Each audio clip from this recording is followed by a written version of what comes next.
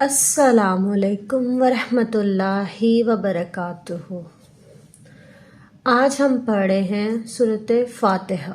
سورۃ فاتحہ دعا مانگنے کا طریقہ۔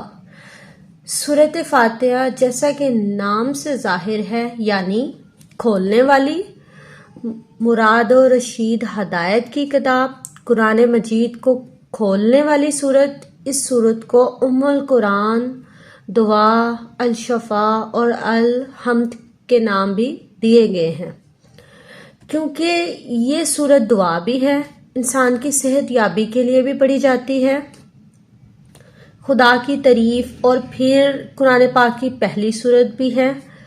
یہ صورت ایک ہی وقت میں پوری نازل کی گئی ہے۔ اس میں کل 7 آیات ہے اور یہ نبوت کے شروع میں مکہ میں نازل ہوئی تھی۔ چلے آئے پڑھتے ہیں۔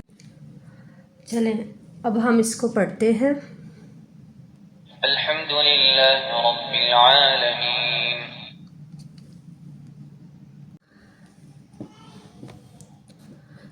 اس کا ترجمہ اس طرح سے ہے: سب تعریفیں اللہ تعالیٰ کی ہیں جو تمام جہانوں کا رب ہے۔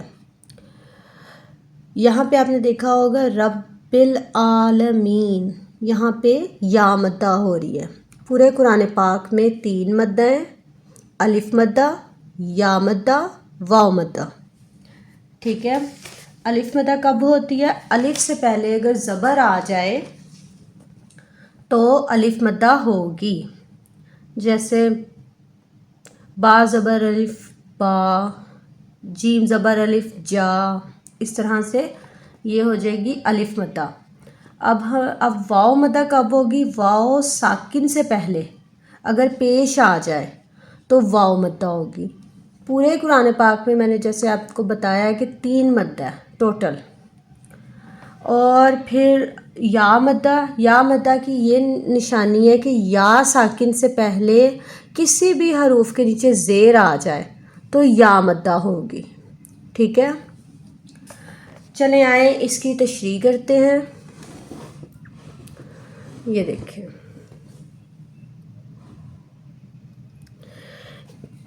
اس آیت میں حمد و نساء کے ساتھ ساتھ دعا مانگنے کا سلیقہ بھی سکھایا گیا ہے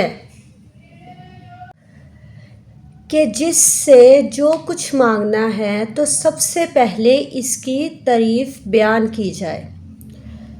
اس لیے بندہ اپنے اللہ کو پکارتا ہے کہ اے اللہ، آپ ہر قسم کی تعریف کے قابل ہیں، کیونکہ تمام جہانوں کو پیدا کرنے والے ہیں، اور پھر ہر قسم کی تمام مخلوقات کو پالنا صرف آپ کا ہی کام ہے۔ کوئی بھی ہستی نہ تو کائنات یعنی عالمین، کائنات بڑی وسیع ہے، اس میں ایک دنیا ہی نہیں بلکہ کئی اور دنیایں بھی ہیں، اس لیے عالم کی جمع عالمین کہا گیا ہے، کو بنانے کی قدرت رکھتی ہے، اور نہ ہی دنیا میں بسنے والی مخلوقات کو پیدا کرنے اور پھر پالنے کی قدرت رکھتی ہے۔ ہم خود اپنے آپ کو دیکھیں تو پتہ چلتا ہے کہ انسان ایک چلتی پھرتی مشین ہے، جس کو بنانا اور پھر بچے سے بوڑھا تمام عمر کی تمام ضروریات کو پورا کرنا سوائے اللہ کے اور کوئی نہیں کر سکتا، اس لیے صرف اسی کی تعریف کرنی چاہیے۔ چلیں آئے اب آیت نمبر 2 پڑھتے ہیں۔ آیت نمبر 2 اس کی وضاحت ان الفاظ میں پرزور طریقے سے کرتی ہے۔ چلیں آئیں آیت نمبر 2 پڑھتے ہیں۔ الرحمن الرحیم، الرحمن الرحیم۔ ترجمہ: جو نہایت رحم کرنے والا، بڑا مہربان ہے۔ ان حروف میں بھی آپ دیکھ سکتے ہیں کہ یا مدہ ہو رہی ہے، یا ساکن سے پہلے اگر زیر ہے تو یا مدہ ہوگی۔ تشریح: اس آیت میں اقرار و ربوبیت کے ساتھ ساتھ بڑی وضاحت سے بتایا گیا ہے کہ اللہ رب العالمین ہی نہیں بلکہ انتہائی محبت اور شفقت کرنے والی ایسی ہستی ہے کہ جس کا رحم و کرم بے حد حساب ہے۔ ماں کی محبت اللہ کی محبت کا ایک بڑا ہی معمولی نمونہ ہے۔ وہ نہ صرف رحم کرنے والا ہے بلکہ اس کی رحمت، محبت اور شفقت اتنی زیادہ ہے کہ الفاظ میں بیان کرنا ممکن ہی نہیں۔ بغیر قیمت کے ہمیں زندگی دیتا ہے، ہوا، پانی، پھل پھول اور مختلف اقسام کے اناج دیتا ہے۔ انسان کو جب اللہ نے بنایا تو ان تمام چیزوں کے نام اور استعمال کے طریقے سکھا دیے۔ اس علم کی وجہ سے اللہ تعالیٰ جو سب سے بڑا انصاف کرنے والا ہے نے حضرت آدم علیہ السلام کو مسجود ملائکہ یعنی حضرت آدم علیہ السلام کو فرشتوں سے سجدہ کروایا۔ یہاں معلوم ہوتا ہے کہ تسبیح تقدیس اپنی جگہ مگر علم اور معرفت کو زیادہ بڑا درجہ دیا گیا ہے۔ انسان کو بتایا گیا ہے کہ تم بھی بس آپس میں شفقت، محبت اور درگزر سے کام لو۔ تم بندوں کی خطائیں معاف کرو، اللہ تعالیٰ تمہاری خطائیں معاف کر دے گا۔ معاف کر دینا، درگزر کرنا، انصاف و خلوص سے پیش آنا اللہ کو بے حد پسند ہے، اور پھر یہ تمام صفات انسان کی ترقی، سکون اور دنیا آخرت میں کامیابی کی ضامن ہیں۔ اگلی آیت میں اللہ کی بادشاہت، حاکمیت اور مصنف اعلیٰ ہونے کا بیان درج ہے۔ چلیں آئیں اگلی آیت پڑھتے ہیں، آیت نمبر 3۔ مالک یوم الدین، مالک یوم الدین، یہاں پر واؤلین بھی ہو رہا ہے اور یالین بھی ہو رہا ہے۔ واؤ ساکن سے پہلے اگر زبر آ جائے تو واؤلین ہوتا ہے، اور اگر یا ساکن سے پہلے زبر آ جائے تو یالین ہوتا ہے۔ اسی طرح یہاں پہ واؤلین ہو رہا ہے اور یا ساکن سے پہلے زیر ہے تو یہاں پہ یا مدہ بھی ہو رہی ہے۔ پورے قرآن مجید میں حروف لین 2 ہیں، واؤلین، یالین۔ واؤ ساکن سے پہلے اگر کسی حروف پر زبر آ جائے تو واؤلین ہوتی ہے، جیسے یا ساکن زبر لی۔ اسی طرح واؤ ساکن سے پہلے اگر کسی حروف پر زبر آ جائے تو واؤلین ہوگی۔ حروف لین کو نرمی سے اور جلدی سے پڑھتے ہیں۔ ترجمہ: وہ بدلے کے دن کا مالک ہے، وہ بدلے کے دن کا مالک ہے۔ تشریح: اس آیت میں اقرار حاکمیت ہے اور 2 الفاظوں میں عقیدہ، قیامت، آخرت دلیل کے ساتھ بیان کر دیا گیا ہے۔ بدلے کا دن کیا ہے؟ اللہ نے تمام نعمتیں، برکتیں اور آسائشیں انسان کو دے کر کھلا نہیں چھوڑ دیا بلکہ اس کے امتحان کا دن بھی مقرر کر دیا گیا ہے۔ انسان کو نیکی اور بدی کے راستے بتا دیے گئے ہیں، اور پھر ہمارے تمام اعمال، خیالات اور نیتوں کے اوپر ریکارڈنگ کا نظام قائم کر دیا گیا ہے کہ جو ہمارا ہر لمحہ محفوظ کیا جا رہا ہے۔ اس لیے ایک دن اللہ تعالیٰ نے مقرر کر رکھا ہے کہ جب ہم سب انسان اپنے ٹیپ کیے ہوئے اعمال کے ساتھ اللہ کے حضور پیش کیے جائیں گے، اور وہی دن جزا کا دن کہلاتا ہے۔ انسان فیصلہ کرتے ہوئے بھول چک کا شکار ہو سکتا ہے، مگر اللہ کا انصاف بڑا ہی صاف کھرا ہے اور مکمل ہوگا۔ اس دن کی تیاری اس دنیا میں ہی نیک اعمال، نیک خیالات اور نیک راہیں اختیار کرنے سے ہو سکتی ہے۔ اس دنیا کی زندگی ہی ہمیں جنت یا دوزخ کا حقدار بنائے گی، اس لیے اعمال کو مناسب طریقے سے استعمال کریں اور والدین، استاد، بزرگ کی عزت کریں، نماز پڑھیں، زکوٰۃ دیں اور کبھی جھوٹ نہ بولیں، انسان کو نقصان نہ پہنچائیں، کسی کو نقصان نہ پہنچائیں، غیبت، چوری، حق تلافی اور گناہوں سے بچیں، ہر وقت حساب کے دن کا خیال ذہن میں رکھیں اور اللہ سے مدد مانگتے رہیں، جیسا کہ اگلی آیت میں بتایا گیا ہے۔ آیت نمبر 4۔ إياك نعبد وإياك نستعين۔ ترجمہ: ہم صرف تیری ہی عبادت کرتے ہیں اور صرف تجھ ہی سے مدد چاہتے ہیں۔ تشریح: اس آیت میں اقرار توحید، اللہ کی حمد اور دعا کا پہلو ظاہر ہوتا ہے۔ مسلمان اللہ کو واحد لا شریک سمجھتا ہے، اس لیے اقرار کرتا ہے کہ میں صرف اور صرف اللہ کی عبادت کرتا ہوں۔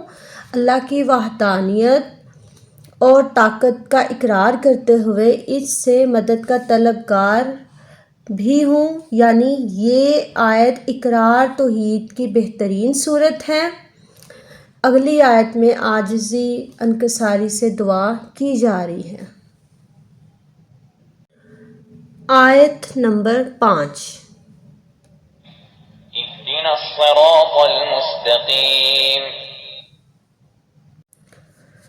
ترجمہ: تو ہمیں سیدھے راستے کی ہدایت دے۔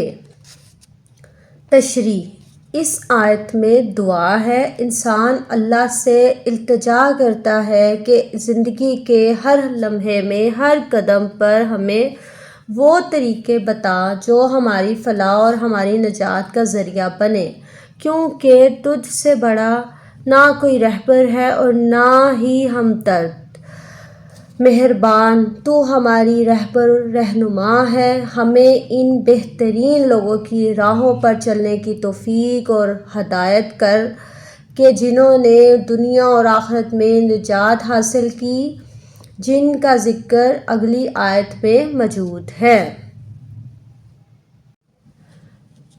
آیت نمبر 6۔ صراط الذين أنعمت عليهم۔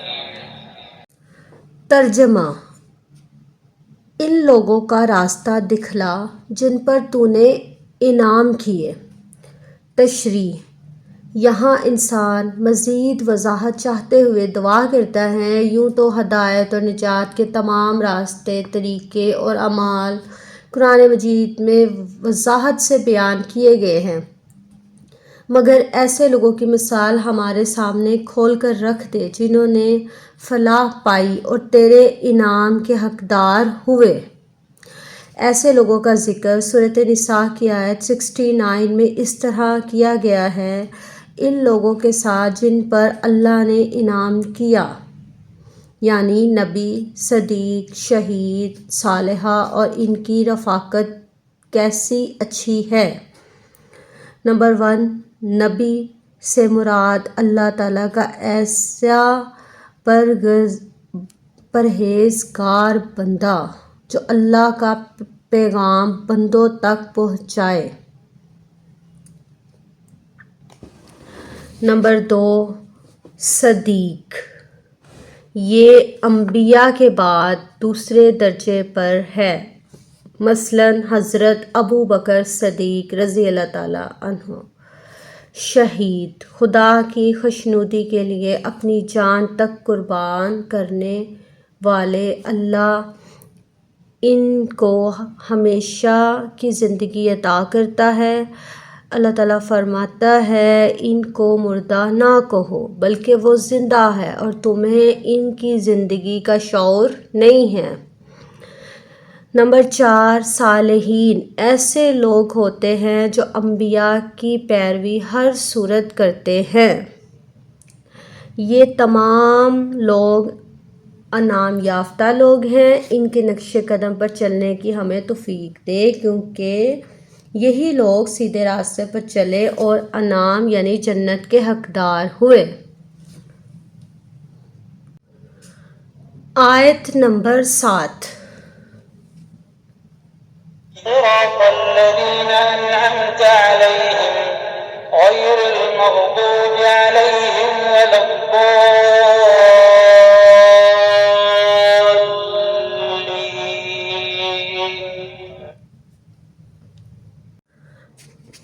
ترجمہ: ان لوگوں کی راہ دکھلانا جن پر تیرا غضب ہوا اور نہ گمراہوں کی۔ اس کی تشریح اس طرح سے ہے کہ دعا میں یہ بھی شامل کیا گیا ہے کہ ان لوگوں کے راستے پر ہمیں نہ چلانا جن پر آپ ناراض ہوئے، کیونکہ انہوں نے گمراہی کے راستے اختیار کیے اور پھر آپ کی ناراضگی اور غضب کا شکار ہوئے۔